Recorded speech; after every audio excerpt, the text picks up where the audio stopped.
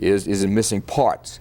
Well, in September, they took out the catalytic converter on these cars, and in 12 of 15 cases, they failed to recognize that.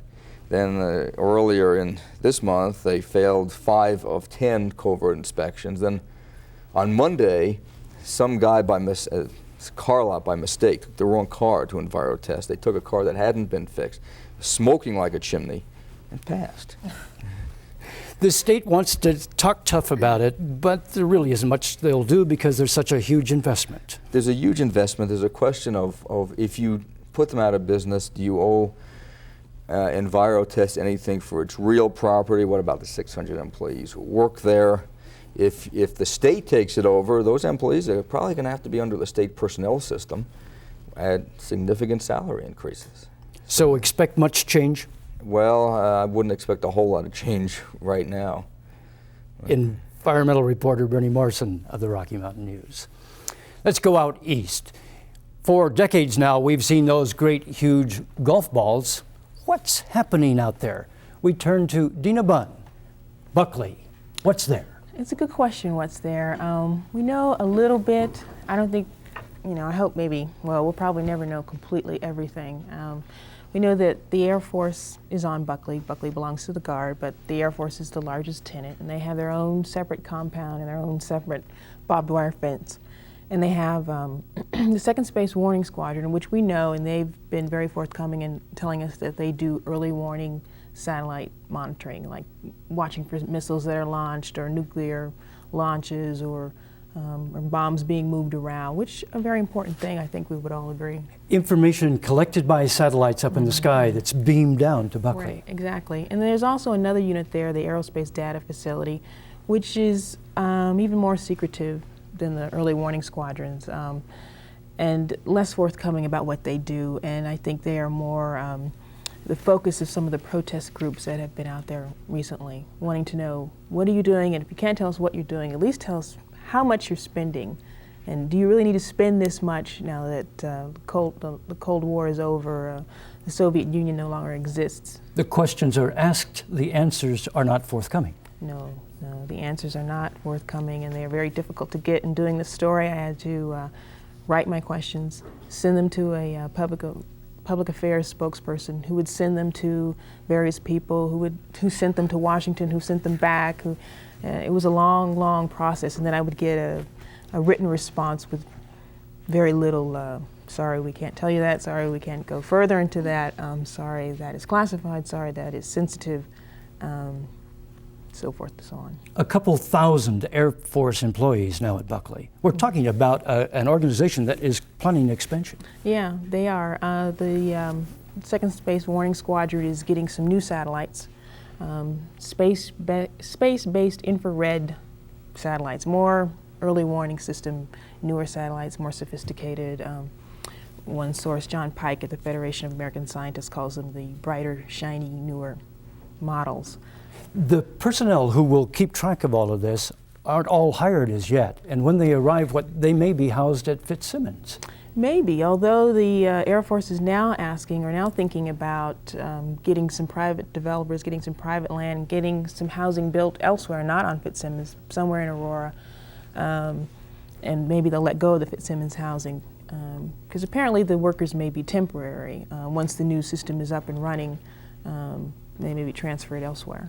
Since the late 50s, Buckley has been identified as the Colorado Air National Guard base. It continues for their operations also. Right, and the Guard has the majority of the land on the base, and they fly their F-16s out of there, and they're very active. And compared with talking to the Air Force, they're just so easy to talk to and so forthcoming, and we'll welcome you on the base and show you around. And but they can't tell you much about the Air Force. Most of the Guard people have never even been on the Air Force compound. They aren't allowed on there. Much of the funding for the Air Force operation isn't in budgets that anyone can see. It's very hard to find out how much goes on there. A lot of it, again, the Second Space Warning Squadron was forthcoming and saying, oh, well, we've got an operations budget of $3.8 million. But as far as the Aerospace Data Facility, we don't know. We've gotten copies of documents of some new construction that's going on there. A $39 million building. It's going to house at least 750 people. But the funding from that we're not so sure where it comes from. There are some civilian snoops, the military call them, who believe that the funding for that is coming from the National Reconnaissance Office, which builds spy satellites and operates them. So if the agency that builds spy satellites is building your building, obviously your building is there so that you can spy on people. But Dina Bunn, you want a last line, but? No, it's just that, we just may not know just who they're spying on or what they're doing. Dina Bunn of the Rocky Mountain News. This week, the American Public Transit Association awarded the Regional Transportation District first place in the nation for the best practices in human resources and labor. Guy Kelly? Well, the executive who runs that program, Mary Davis, was being honored Tuesday night at an RTD meeting. She's resigning, and they were making a congratulatory speech when RTD board member Gloria Holliday interrupted and started criticizing Davis for what she called a lack of commitment to the minority community. Holliday is a black woman who represents 5 points. Mary Davis is also a black woman. Some people thought the speech was far too personal. Some people came right out and said it was a vicious tirade. This was underway during the board meeting. Yes, sir. Board members got up and walked out. They finally had enough, and if they finally decided to do something together, unfortunately it was to get up and walk out of the meeting.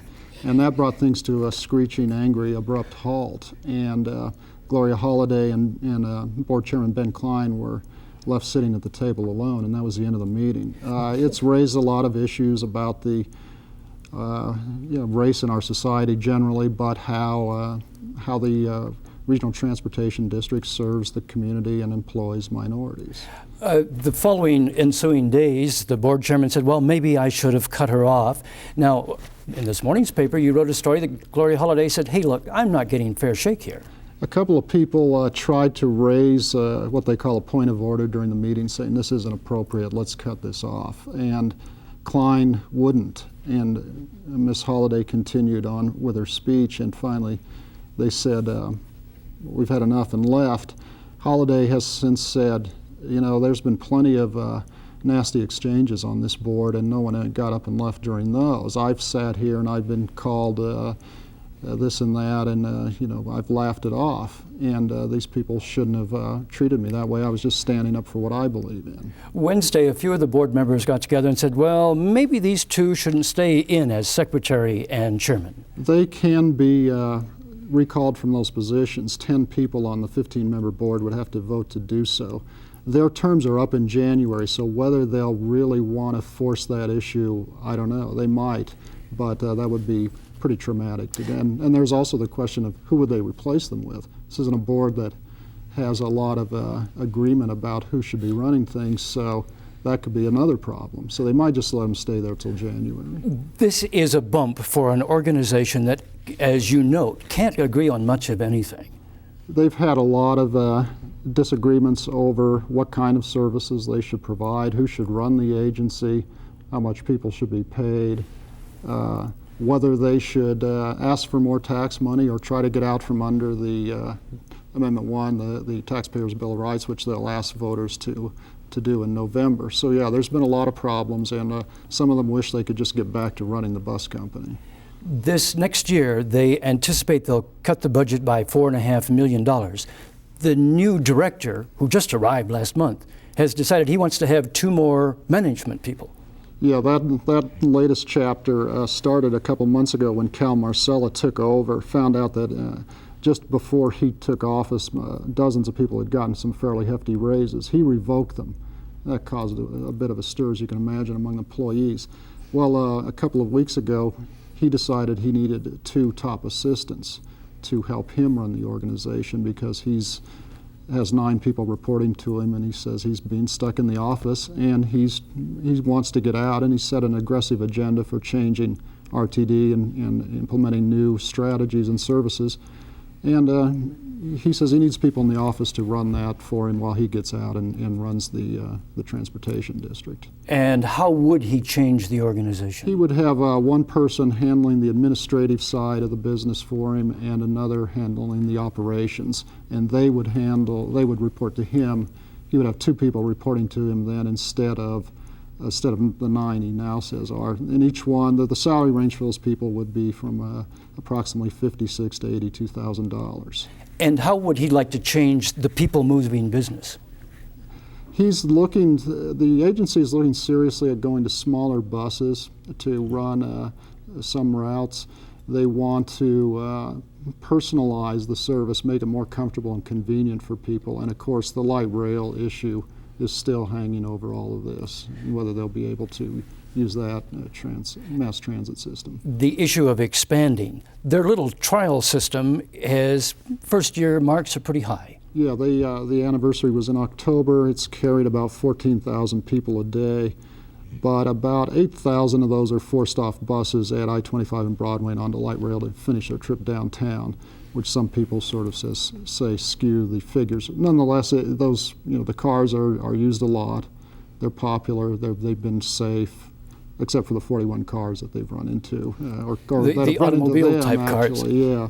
So they have had some problems with that, although the accidents have diminished a lot too, as people have gotten used to these things rolling around town. Because bus passengers are forced onto the light rail train, they are overcrowded, so they spent millions of dollars to buy 6 more. Right, almost right away they realized they didn't have enough cars, and they spent $11 million, I believe, to get 6 more cars, which should be arriving early next year. Guy Kelly, a different thing about moving people, larger trains. This last week, we've discussed it on this program, this last week, one of the Pacific said, let's run a train from Greeley to Denver. Yeah, last week some people got to take a ride on the rails from Greeley to Denver and back. Union Pacific did a demonstration run to show people how commuter rail could help move people around the area. They used a very nice passenger train with theater seats and big picture windows, and it was a lot of fun. That isn't the kind of train that would actually be used in a commuter rail system. But a lot of people are interested in that as an alternative transportation to cars and highways. And finally, last week also, another essential ribbon cutting for more construction of E-470. Yeah, they are finally getting started on a 29-mile segment of the highway, which will eventually link up the eastern part of the metro area from Parker all the way up through DIA, which is the big connection, and then eventually up to about 120th and I-25. So there'll be a big concrete ribbon around that side of the city. In one line, how soon will it be finished? It'll be finished, most of the segments will be done by 99 or so. Year 2000. Yeah. Guy Kelly, Rocky Mountain News. That's our broadcast for this week. For my colleagues, I'm Don Kinney. Good night. Funding for the state of Colorado is provided by the Adolph Coors Foundation, Colorado National Bank, the Monfort Charitable Foundation, and the investment firm of Piper Jaffray and its employees, looking toward the future since 1895.